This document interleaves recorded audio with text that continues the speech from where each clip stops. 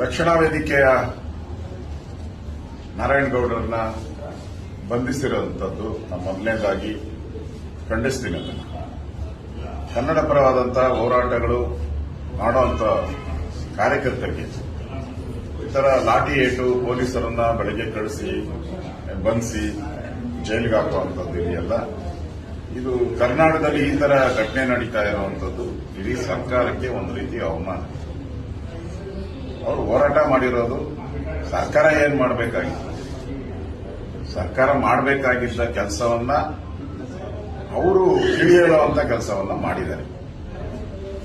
ಈಗಾಗಲೇ ಸರ್ಕಾರ ಕೋಟ್ಯಾಂತರ ರೂಪಾಯಿ ಖರ್ಚು ಮಾಡ್ತೀವಿ ನಾವು ಕನ್ನಡಕ್ಕೋಸ್ಕರ. ಕನ್ನಡ ಸಂಸ್ಕೃತಿ ಉಳಿಬೇಕು, ಭಾಷೆ ಉಳಿಬೇಕು, ಗಡಿ ಉಳಿಬೇಕು ಅಂತ. ಅಂದ್ರೆ ಸನ್ಮಾನ್ಯ ನಾರಾಯಣಗೌಡರು, ನಮ್ಮ ರಕ್ಷಣಾ ವೇದಿಕೆಯ ಅಧ್ಯಕ್ಷರು, ಅವರು ಸಂಘಟನೆ ಮುಖಾಂತರ ಈ ಒಂದು ಚಳುವಳಿಯನ್ನ ಮಾಡ್ತಾ ಇದ್ದಾರೆ. ಇದಕ್ಕೆ ಮುಂಚೆನೂ ಕೂಡ ನನಗೆ ತಿಳಿಸಿದ್ರು, ಕನ್ನಡ ನಮ್ಮ ಕರ್ನಾಟಕದ ಭಾಷೆ, ಎಲ್ಲ ಭಾಷೆಯನ್ನ ಕಲಿಬೇಕು ಮತ್ತು ಅದನ್ನ ಪ್ರದರ್ಶನ ಕೂಡ ಮಾಡಬೇಕಾಯಿತು ನಮ್ಮ ಕರ್ತವ್ಯ. ಇವತ್ತು ಆಗಿರುವಂತಹ ಘಟನೆ ನನಗೆ ಬಹಳ ನೋವಾಗಿದೆ. ಈ ತರ ಒಬ್ಬ ಕನ್ನಡ ಹೋರಾಟ ಮಾಡೋರ ಸಂಖ್ಯೆ ದಿನ ಕಡಿಮೆ ಆಗ್ತಾ ಇದೆ, ಕುಗ್ಗುತ್ತಾ ಇದೆ.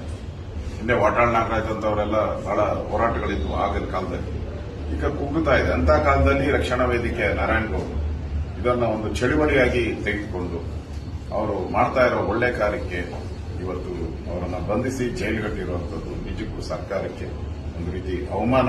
ಇದೊಂದು ಕೆಟ್ಟ ಹೆಸರು. ಸರ್ಕಾರ ಕೂಡಲೇ ಅವರನ್ನ ಬಿಡುಗಡೆ ಮಾಡಬೇಕು ಮತ್ತು ಯಾವ ಅಧಿಕಾರಿಗಳು ಇವ್ರ ಮೇಲೆ ದೌರ್ಜನ್ಯ ಮಾಡಿದ್ದಾರೆ ಅವ್ರನ್ನ ಕೂಡಲೇ ವಜಾ ಮಾಡಬೇಕು ಅನ್ನೋ ಆಗ್ರಹವನ್ನ ಮಾಡ್ತಾರೆ.